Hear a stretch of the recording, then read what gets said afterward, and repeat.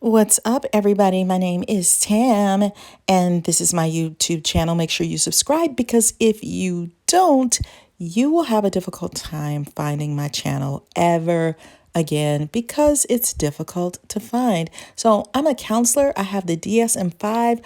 I've been studying personality disorders for a very long time, and I'm here to tell you some things you learn from experience. So today I'm going to tell you a few tricks to help you if you should encounter a narcissist. The problem with narcissists is they're everywhere and sometimes they're unavoidable.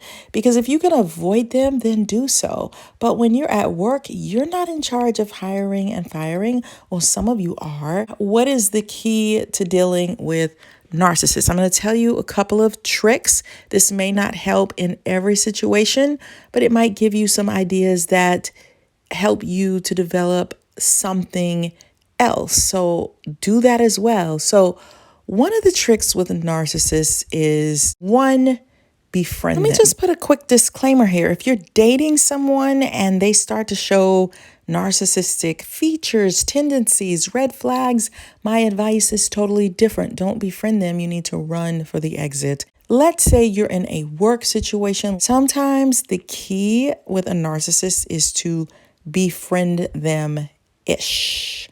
You can befriend them by, I baked you cookies. I brought you a little gift. I heard it's your birthday.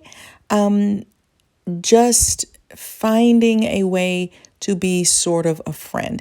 I was in a situation where I was locked in an office with a narcissist for like 2 years. So I'm in this situation where I'm like, darn, why couldn't we have our own freaking office, you know? And of course, it began with bullying. It didn't take long for the rudeness to happen. When you're trying to adapt to a new situation, then sometimes there's a learning curve. There are things that you don't know yet. You don't know how this place wants to do things. Well, she would see that as weakness. Sometimes narcissists don't like anything that they perceive as weakness, and the snide comments and little remarks and the attitude. And here's another tip. A narcissist, they're sensitive, so they can read between the lines. Sometimes you might not want to have a direct fight with them because that can backfire as well. I saw people fight this, I'm going to call her a chick, just to try to be a little cool. I saw people fight with this chick and she would fight them all year. I also saw her cry over people who were fighting her, but she still kept fighting them. She would humiliate them in meetings and do all kind of crazy stuff. So I'm not saying to just pick just a long drawn out battle unless that's just your personality and you don't mind confrontation and fighting and all that stuff. But if you don't have that type of makeup, you want to try to speak to them subliminally. You know how you can let someone know something without saying it directly? You're letting them know indirectly. If someone wants to go there, if they want confrontation, then I can be confrontational. So you have to let them know indirectly, I'm capable of confrontation, because a lot of narcissists, they don't want confrontation. You don't even like They don't the want word confrontation. that. Now, they may bully people, they may mistreat people, they may pick on people, but remember, things aren't always lined up in these perfectly neat boxes. There are contradictions. You would think that somebody who bullies people all the time would love confrontation.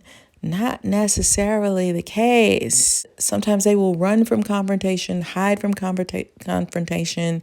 This person would avoid certain situations because someone confronted them in front of a big group of people. And so they started running, tail between the legs type running. So they're tricky like that. So let them know indirectly, I am capable of confrontation if necessary. I will go there. That's exactly what I did.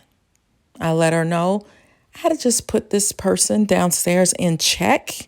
And I'm so wound up right now that I'm not going to keep putting up with people disrespecting me because it's going to be a problem. After that day, we got along amazingly well. Now, that doesn't mean that she didn't say or do things that were offensive, but their skeletal makeup is such that they live on, what's the word that I just used? Boulevard. They live on offensive boulevard. Sometimes you have to tip number 3, look past those. They're going to have some weirdness. My mom tells me stop using the word weird, but I mean, what other word can I use for that? There's going to be some things that are a little odd. They're not going to fit in the same box as other people. That's what starts to give you the clue that there's a narcissist involved, because the social norms are going to be off. Their thinking is going to be so let's off. Combine tip number 1 and number 2, and let's create a tip number 4. Tip number 4 is harmony. Friending them and confronting them. How do those two things go together? So yes, you want to have indirect confrontation. 2, you want to befriend them because they're going to want your friendship. And number 4, you're going to go for harmony. That's how you're going to resolve the two things. So you're going to combine the two things in a weird way. So I know what I'm saying is not nice and neat. It can actually be very contradictory, but you're dealing with a contradictory person. So harmony, that means even though this person is really difficult, I could keep fighting them all the time. But that's going to drive you nuts. Who wants to be in a difficult situation all the freaking time? So you want to try to befriend them. You know, what do you do with a friend? You are kind, you are respectful, and guess what starts to happen? If you have to work with a narcissist, they're going to start to model your after your behavior. People think narcissists can absolutely not change, but they can pick up on some new things. They can admire your positivity, your kindness.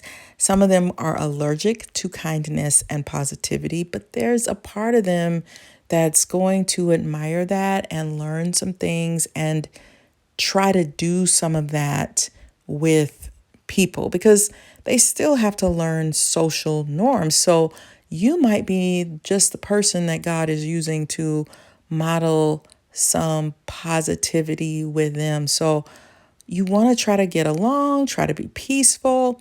Let's throw in a 5th thing. The 5th thing would be humor. Even if you're not a funny person, I bet you there's some quirky little thing you can do that will be goofy and silly and make them laugh. Narcissists like to laugh. They love laughing at people and making fun of them and making themselves superior to other people, but they can do that through humor. So I'm not saying that you should use humor to make fun of people, but you can do some goofy, silly things with a lot of narcissists. They can remember they have arrested development. And this is not to sound insulting, but it is the truth. They are still 2 years old in some respects. You know, they can go in and out. They can go into adulthood and then they can dip back into childhood. Look at a 2-year-old. I'm having a tantrum. I want what I want. I can't wait. I have no impulse control. I'm having a tantrum. I want what I need. Give it to me now. I'm spoiled. I want, they start looking kind of like spoiled. And number am I on? I think I'm on number 6. Okay, so here's another tip. So we said humor, be playful, find something funny. Isn't that how you build friendships sometimes, is by finding something silly or goofy or lightheartedness? But number 6 would be mirroring. Mirroring is something that some narcissists do to hurt people or to reel people in. I'm not going to get into all of that, but mirror back to them what they're doing. I had a narcissist who I thought hated me. Then I found out the narcissist liked me. But here's the thing about some narcissists, that this guy who is a self-proclaimed narcissist said they what's a better word to say, but they dog people in relationships. They dog their mates. In other words, because I'm using a little slang, they will browbeat, mistreat, put down, have very toxic, negative behavior. They're doing a lot of projection, projecting their parents. They're angry at somebody down deep in the core, and they get off on being mean, ridiculously mean. That's another video. Sometimes when they like you, they treat you like ish. I guess does that translate to love, caring? You'll see them being kind and fun and friendly to other people, and then with you, it's like, ugh, who are you? It's like, are they in competition? They like you, but that's another video. But anyway, mirror back to them what they're doing to you. So if they ignore you, if every time you walk by them, they turn their head, or they play these little games where it's like, I'm rude to you, I speak to everyone around you, but I don't speak to you. Instead of smiling and standing there and waiting and hoping and dreaming that one day you'll say hello to me, and I'm shivering inside because every time we pass by each other, you look me up and down and you don't say hello. Start doing the same thing to them. Sometimes that works with that kind of, I'm ignoring you, or you said something and now I'm offended, so I'm stonewalling. Stonewall back. So you're not speaking to me, I'm not speaking to you either. I'm not going to kiss your butt. I don't care if you are a narcissist. Sometimes, even with narcissists, you can teach them, tip number 7, teach them how to treat you. And that doesn't mean a fight all the time. It can mean, I don't give a blank about you, and I'm really not interested in you, and I'm not going to play this game with you. I'm going to, tip number 8, move out of your way and let you have the consequences. So there might be a few consequences for not having a positive interaction or not interacting with me at all, because you're going to miss out on treats. Yeah, I'm going to give a few people that I like some cookies. Guess whose box I'm going to skip? Yours. You may never know it, but you also won't know that you could have gotten cookies.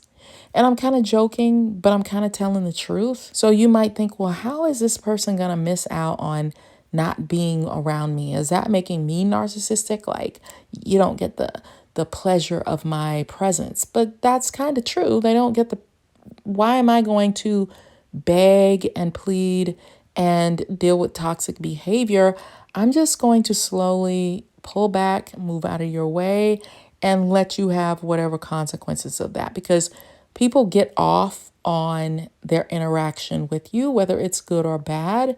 And so some people get off on being disrespectful and having you to be disrespectful back, or beg and plead and hi, being nice. No, you don't speak to me, I don't speak to you. You don't look at me, I don't look at you. Sometimes they need to feel what that feels like. And that is a very simple thing you can do rather than having a big old huge brawl. So I just gave you a whole bunch of stuff in my book, but if you want to know more, check it out. It's called The Workplace Narcissist. If you're having relationship issues, check out my book, Flip the Script on Love. All of those, both are designed to help you to have a better and more fulfilling life. So let us know in the comments which of these you think you could use or that you've used before. And if you have any tricks for dealing with these pesky folks. Alrighty, you guys, thank you for listening. Share the video with people that it will help, and I'll see you on the next one. Bye.